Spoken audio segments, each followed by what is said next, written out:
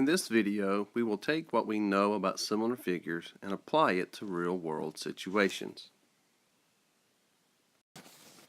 However, we do want to allow ourselves to have a little bit of fun and realize that some of the examples that will be used in this video will be far from the real world. What we will see, however, is that this application of similar figures tends to be used for things like indirect measurement, which we shall see in some fun examples. Here is our definition of similar figures. Corresponding angles are congruent and corresponding sides are proportional. The proportionality of our corresponding sides is the part that we want to focus on in today's lesson. In our previous lesson, we would have had a situation like this. Two triangles that are similar and one of the sides missing in value. Let's find this missing side. We will call it x. And since these are similar triangles, we know that the sides are proportional. So we can set up a proportion. We know that this 3 matches with this 9. And this 4 will match up with this x. And we can set up our proportion as this. 4 over x equals 3 over 9. And then we use our cross products to solve the proportion, and we get 36 equals 3x, and x would be equal to 12. We will use this same idea, this same process, to find missing measurements in a real-world situation. In all of our situations today, we're going to be measuring heights that would be impossible for us to measure otherwise. All of our examples today will take place in the land of math, or as most people call it, Mathland, a wonderful place where everyone loves math. It is ruled by the good King Guthrie, and everyone is pleased to live there. In example number 1, we are trying to find out the height of a tree. We know the height of the animal in the picture, which happens to be a bilge snipe. If you're not familiar with bilge snipe, they are native to Asgard. And in Mathland, we are trying to get our own native population of bilge snipe established, and so we have imported some from Asgard. Now we can find the height of this tree based on its shadow as the bilge snipe stands beside it.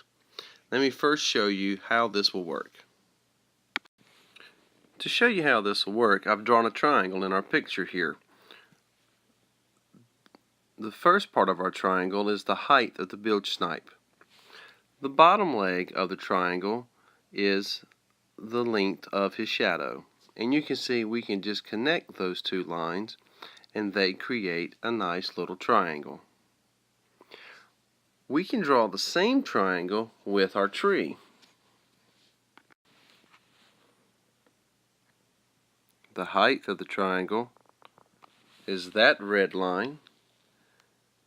Then we can draw a horizontal line out for the length of its shadow, and we can connect the two lines. And in theory, because of the angle of the sun casting the shadows, we would have two similar triangles. And on the basis of those two triangles, we can find out how tall the tree is.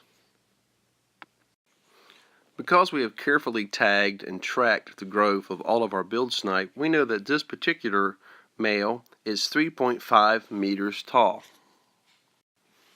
And when we measure his shadow, we find that his shadow is 7 meters long.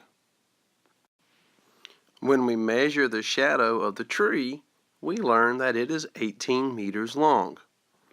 Now all we have to do is use our relationship between these two similar triangles, and we can find the height of the tree, which we can now call x. This is the proportion we would set up. X over 3.5, because the two heights would match up. That's equal to 18 over 7. The lengths of our shadows would match up. And now we have our standard proportion that we can solve using cross products. And when we do, we would find that x equals 9. So our tree is 9 meters tall. Here's another example from the land of math, or as most people like to call it, Mathland. In this example, we have our same bilge snipe standing beside a flagpole, proudly flying the colors of King Guthrie. You see the coat of arms for the family Guthrie, for Clan Guthrie, flying very proudly on this flag. We need to know how tall this flagpole is. We'll do just like we did in the previous example. We'll measure the height of our bilge snipe and the length of his shadow. We will do the same thing for our flagpole, except the height is what we'll be looking for, but we'll be able to measure the length of its shadow. And as a result, we will have two similar triangles and we'll be able to find the height of our flagpole. We know that our bilge snipe is 3.5 meters tall, and in this particular case, his shadow is 5.5 meters long. When the shadow of the flagpole is measured, it's measured at 132 meters long, and we're trying to find its height, and we'll just call that x. Just like in the previous example, we're going to take the height of our two triangles and match them up and make them equal to the ratio of the lengths of our shadows. So here's our proportions. When we do our proportions, we need to keep a couple of things in mind. Whatever triangle we put on top in our first ratio, we need to make sure we keep that triangle on top in our second ratio. The other thing that we should always keep in mind is making sure we keep the same measurements together.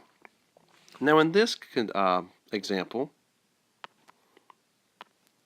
I'm going to keep our red triangle on top.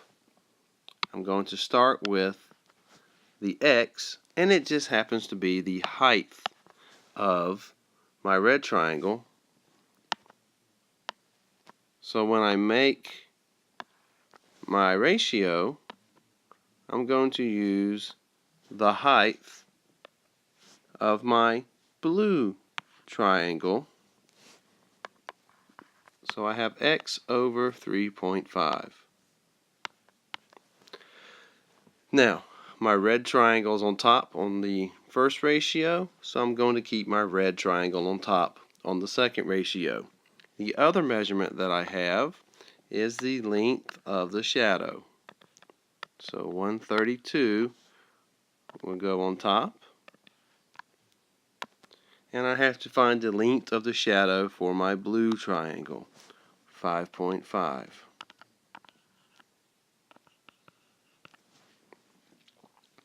Now I can do cross products to solve for x.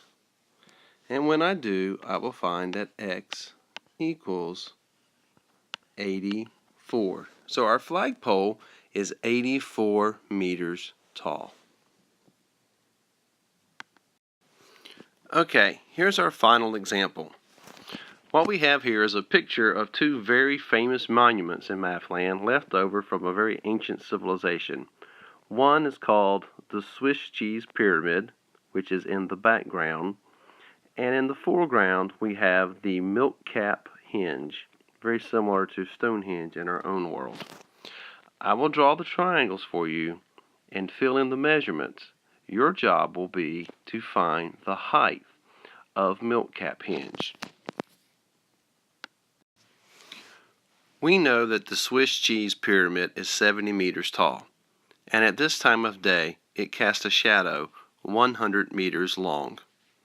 If Milk Cap Henge casts a shadow 210 meters long, how tall is it? Press pause, compute its height, and then hit play to see if you're correct. Hopefully the first thing you did was label the height of Milk Cap Henge as X, and then you set up a proportion like this. If we take the height of Swiss Cheese Pyramid, which is 70, put it over the height of Milk Cap Henge, which is X, then we keep the Swiss Cheese Pyramid on top and we have its shadow of 100, and put it over the shadow of Milk Cap Henge, which is 210. We can compute our cross products, and we find out that the height of Milk Cap Henge is 147 meters. I hope this was all plain. If not, go back and watch it again, remembering the key facts of whichever triangle we place on top in the first ratio, we must put that same triangle on top for the second ratio, and to always keep our corresponding parts matched up, height with height, shadow with shadow, or whatever our corresponding parts seem to be.